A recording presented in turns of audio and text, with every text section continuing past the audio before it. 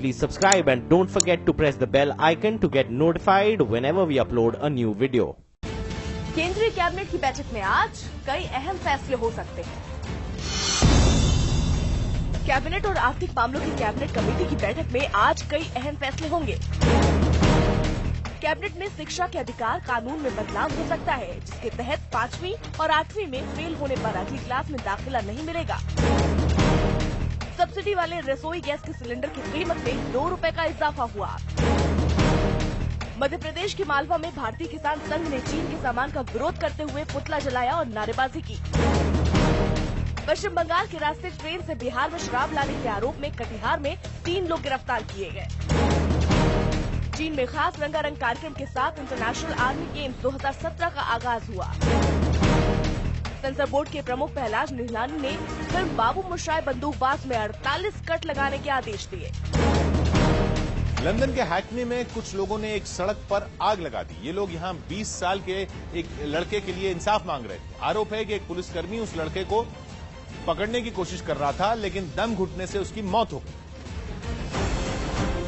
और पुलिस हिरासत में लड़के की मौत से गुस्साए लोग सड़क पर प्रदर्शन करने लगे और जगह जगह आग लगा दी। इस दौरान प्रदर्शन करने पहुंचे लोगों और पुलिस के बीच हिंसक झड़प भी हुई। सड़क पर प्रदर्शन कर रहे लोगों को पुलिस ने खदेड़ने की कोशिश की, जिसके जवाब में लोगों ने पुलिस पर पत्थरबाजी शुरू कर दी। प्रदर्शन कर रहे लोगों ने सड़क के किनारे बनी दुकानों को तोड़ दिया, साथ ही एटीएम को भी नुकसान पहुंचाया। दरअसल 23 जुलाई को हैकनी की एक दुकान में एक शख्स को पुलिस ने कुछ निगलते हुए देखा था। दावा किया जा रहा है कि पुलिस उस शख्स को बचाने की कोशिश कर रही थी, लेकिन इसी दौरान उसकी मौत हो गई। इस घटना की सीसीटीवी तस्वीर में साफ दिखता है कि एक पुलिसकर्मी ने रेशन चार्ल्स नाम के लड़के की गर्दन को दबोचकर उसे जमीन पर गिरा दिया। आरोप लग रहे हैं कि काफी देर तक गला दबाए जाने की वजह से ही रेशन चार्ल्स का दम घुट गया और उसकी मौत हो गई। इस घटना की तस्वीरें सामने आने के बाद से ही लोग उसके लिए इंसाफ की मांग कर रहे हैं और आरोपी पुलिस वाले के खिलाफ कार्रवाई की मांग हो रही है। दिल्ली में छेड़छाड़ से रोकने पर हत्या का आरोप सामने आया है। वारदात के दिल्ली के अम्बेडकर नगर इलाके की है, जहां पर सट्टा और छेड़छाड़ का विरोध करने पर मामा और भांजे पर हमला कर दिया गया। इस हमले में मामा की मौत हो गई, जबकि अगले दिन उसके जो भांजा है उसकी हालत नाजुक बनी हुई है। इस मामले में पुलिस ने एक आदमी को हिरासत में लिया। भाई को चाकू लगी, इधर से पूरा पट गया, इधर से पूरा पट गया, पैर तोड़ दी, हाथों तोड़ दी। हाँ, उसके बाद मैं और मामा भाग गए। मैं किसी और घर था, घर के अंदर घुस गया था। मामा ने चार्ली की दुकान बगल में भागे थे, उधर और अजय विजय दोनों जाके गोली मारा कनरत्न मामा को। दिल्ली में बीजेपी संसदीय दल की बैठक में बीजेपी अध्यक्ष अमित शाह कुछ कागज हाथ में लेकर पढ़ते दिखे, जिसके बाद अमित शाह ने संसद में गैर हाजिर रहने वाले सांसदों को फटकार लगाई, क्योंकि सांसदों की गैर हाजिरी की वजह से सोमवार को एक विधेयक राज्यसभा में गिर गया, जिससे अमित शाह खासे नाराज दिखे। इसके लिए बीजेपी संसदीय दल की बैठक में पहुंचे अमित शाह पहली कतार में लगी कुर्सियों पर बैठे दिखे। अमित शाह के साथ केंद्रीय मंत्री थावरचंद गहलोत और विदेश मंत्री सुषमा स्वराज भी बैठी। इस दौरान अमित शाह को एक आदमी ने कुछ पर्चे लाकर दिए, जिन्हें अमित शाह ध्यान से पढ़ते दिखे। बैठक के दौरान अमित शाह ने संसद से गैर हाजिर रहने वाले सांसदों को फटकार लगाई। इतना समय दोनों हाउसेस चलेंगे, तब तक हमारे सभी सदस्य हाजिर होना ही चाहिए। अमित शाह राज्यसभा में सोमवार देर शाम हुई घटना से नाराज थे, जब बीजेपी सांसदों की गैर मौजूदगी की वजह से पिछड़ा वर्ग आयोग को संवैधानिक दर्जा देने वाले विधेयक पर पेच फंस गया। क्योंकि इस विधेयक पर चर्चा के दौरान कांग्रेस नेता दिग्विजय सिंह ने एक संशोधन पेश कर दिया और वोटिंग की मांग कर दी, जिसने सरकार की मुश्किल बढ़ा दी। और जब राज्यसभा में दिग्विजय सिंह के प्रस्ताव पर मतदान हुआ, तो प्रस्ताव के पक्ष में 75 और विरोध में सिर्फ 54 वोट पड़े, जिसके बाद राज्यसभा में स्वीकार किए गए संशोधन को लोकसभा के मूल विधेयक में शामिल किया जाएगा और नया विधेयक लोकसभा में पारित कर दोबारा उसे राज्यसभा भेजा जाएगा। हालांकि दिग्विजय सिंह की ओर से पेश किए गए संशोधन पर खूब हंगामा भी हुआ और सरकार ने इसे कांग्रेस की साजिश करार दिया। जिस तरह की खता हो रही है, वो इस लम्हों की के खता का सदियों सजा मिलेगी। लेकिन सरकार की दलीलों का कोई असर नहीं हुआ और सरकार इस विधेयक को वापस लेने पर मजबूर हो गई। आरबीआई की आज होने वाली मौद्रिक समीक्षा के बाद ब्याज दरों में कटौती की संभावना है। उम्मीद जताई जा रही है कि 6 सदस्यीय कमेटी की बैठक के बाद रेपो रेट में 25 बेसिस प्वाइंट की कटौती हो सकती है। जानकारों के मुताबिक रिजर्व बैंक महंगाई दर में गिरावट का फायदा लोगों तक पहुंचा सकता है। इसका मतलब ये है कि अगर रेपो रेट में घट गया तो लोगों की ईएमआई भी सीधे तौर पर कम हो जाएगी।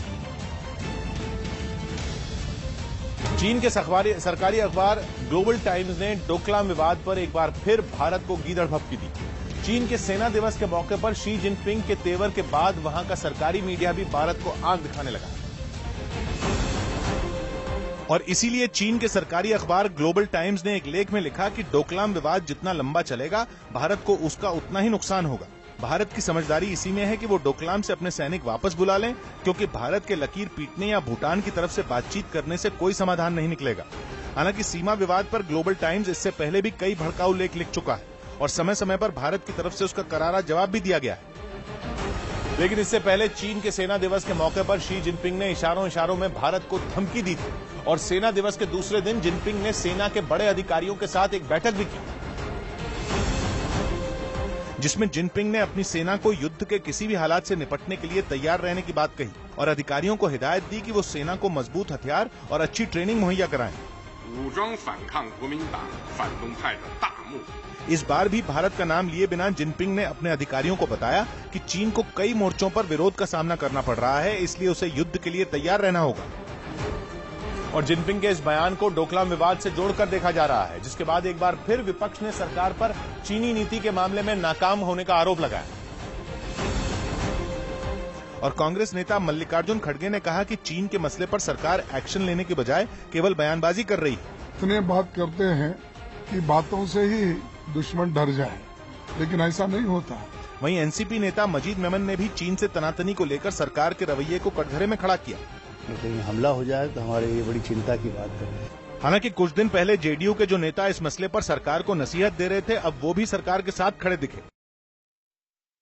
हरियाणा में भूपेंद्र हुड्डा के गढ़ में आज अमित शाह कार्यक्रम करेंगे। हरियाणा में कांग्रेस नेता भूपेंद्र हुड्डा के गढ़ रोहतक में आज से 4 अगस्त तक बीजेपी अध्यक्ष अमित शाह कार्यक्रम करेंगे। मध्य प्रदेश के सतना में एसडीपीओ के पद पर तैनात पीएल अवस्थी बीजेपी में शामिल हुए। बिहार के सीतामढ़ी में अज्ञात अपराधियों ने एक व्यापारी की गोली मारकर हत्या की।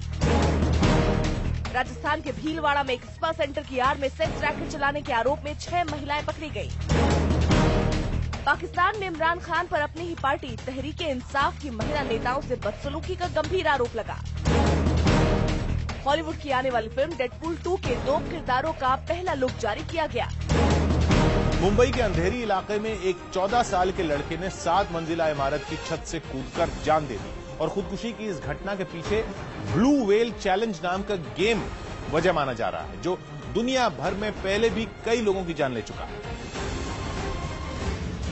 और पुलिस को शक है कि मुंबई में हुई घटना के पीछे की वजह भी यही गेम है। चश्मदीदों के मुताबिक शनिवार शाम करीब 5 बजे एक लड़का 7 मंजिला इमारत की छत पर चढ़ गया।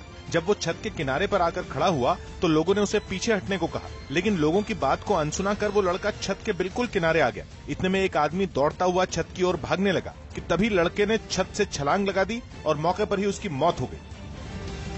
लेकिन खुदकुशी के पीछे बड़ी चौंकाने वाली वजह सामने आई है। पुलिस के सूत्रों के मुताबिक बच्चा खूनी खेल ब्लू व्हेल चैलेंज खेला करता था और सूत्रों का दावा है कि शनिवार की शाम तक उसने अपने सभी टास्क पूरे कर लिए थे और अब वो आखिरी टास्क पूरा करने की तैयारी में था, जिसमें गेम खेलने वाले को अपनी जान देनी होती है। सूत्रों के मुताबिक इस बात की जानकारी उसने अपने दोस्तों को भी दी थी और इसलिए पुलिस ने इस मामले में उसके दोस्तों से भी पूछताछ की। साथ ही बच्चे का फोन और लैपटॉप भी पुलिस ने कब्जे में ले लिया, जिसके जरिए ये पता लगाने की कोशिश की जाएगी कि कहीं बच्चा किसी और के संपर्क में रहकर खूनी खेल तो नहीं खेल रहा था। वहाँ रहने वाले जो बच्चे हैं, स्कूल के बच्चे हैं, उनसे भी पूछताछ चालू है। हालांकि भारत में अभी तक इस खेल की वजह से मौत की कोई घटना सामने नहीं आई है, लेकिन मुंबई में ब्लू व्हेल चैलेंज का नाम सामने आने के बाद लोगों की चिंता बढ़ गई, क्योंकि ब्लू व्हेल चैलेंज में गेम खेलने वाले को 50 दिन में चैलेंज पूरा करने का टास्क दिया जाता है और गेम के आखिरी टास्क में गेम खेलने वाले को खुदकुशी करके चैलेंज पूरा करने की बात कही जाती है। लेकिन इससे पहले गेम खेलने वाले को एक मास्टर मिलता है जो 50 दिन तक गेम खेलने वालों को कंट्रोल करता है और हर रोज एक नया टास्क देता है। इनमें ज्यादातर टास्क ऐसे होते हैं जिनमें खुद को नुकसान पहुंचाना होता है, जैसे हाथ पर ब्लेड या रेजर से व्हेल बनाना, आधी रात को डरावनी फिल्म देखना, किसी बहुत ऊंची जगह से लटकना और आखिरी दिन खुदकुशी करने के लिए कहना। एक रिपोर्ट के मुताबिक ये खूनी खेल अब तक 130 लोगों की जान ले चुका है। बच्चों में उसका क्रेजीनेस है कि अगला टास्क मुझे कंप्लीट करना ही है कैसे भी। इस खेल को रूस के फिलिप बुदेकिन ने तैयार किया था और अब वो सलाखों के पीछे है, लेकिन जानकार मानते हैं कि सोशल मीडिया पर अब भी कई ऐसे लोग सक्रिय हैं जो इस तरह के खूनी खेल के लिए लोगों को फंसाते हैं। बिहार की नवादा पुलिस ने छापेमारी कर भारी मात्रा में देसी और अंग्रेजी शराब बरामद की। इस छापेमारी में पुलिस ने देसी शराब के 1125 पाउच और अंग्रेजी शराब के 69 बोतल बरामद की। जानकारी के मुताबिक शराब को मिट्टी के अंदर दबाकर रखा गया था। हालांकि पुलिस की छापेमारी के दौरान शराब बेचने के आरोपी मौके से भागने में कामयाब रहे। दिल्ली के नजफगढ़ इलाके में एक महिला अपने सिर के कटे हुए बाल दिखाती नजर आई, क्योंकि आरोप है कि बंद कमरे में किसी ने इस महिला की चोटी काट दी। हालांकि घर वालों ने किसी को बाल काटते हुए नहीं देखा। लेकिन छावला थाने के कांगनहेड़ी गांव में इस महिला के कटे हुए बाल वारदात की गवाही दे रहे हैं। घर वालों के मुताबिक महिला बाहर किसी काम से गई थी और जब वापस आई तो उसके सिर में तेज दर्द था, लेकिन बिस्तर पर लेटने के थोड़ी देर बाद ही महिला ने देखा कि उसकी बालों की चोटी कटकर नीचे गिरी हुई है। पलट मत आई ना जब और फिर मैं लेट गई बांध के सिर में। बुजुर्ग महिला की चोटी कटी देखकर घर में हड़कंप मच गया, लेकिन हैरानी की बात यह है कि घर में मौजूद बहू या बेटे ने किसी को घर में आते या जाते नहीं देखा। उन्होंने अपने बाल पकड़ लिए खूब तेज और बस पूजा आवाज मारने लगे। रहस्यमय तरीके से महिला की चोटी काटे जाने के बाद कांगनहेड़ी के इस घर में लोग डरे हुए हैं। हरियाणा बॉर्डर के पास दिल्ली के कांगनहेड़ी गांव में दहशत फैली हुई है, क्योंकि आरोप है कि हरियाणा के कुछ इलाकों में भी महिलाओं की चोटी काटने की ऐसी वारदात हो चुकी है, लेकिन ये वारदात कौन कर रहा है इसकी भनक तक नहीं है। इसीलिए जब कांगनहेड़ी गांव की एक और महिला ने अपनी चोटी कटी हुई देखी तो वो बुरी तरह डर गई। घर वालों के मुताबिक ये महिला खेत से फसल लाने गई थी और वापस आने के बाद सिर में दर्द होने की वजह से वो कमरे में आराम करने लगी, लेकिन थोड़ी देर बाद जब उसने अपने बालों को हाथ लगाया तो चोटी कटी हुई मिली। कोई अंदर आया नहीं। घर वाले इसलिए हैरान हैं कि कमरे का दरवाजा बंद था और किसी बाहरी के आने जाने की आहट तक नहीं हुई।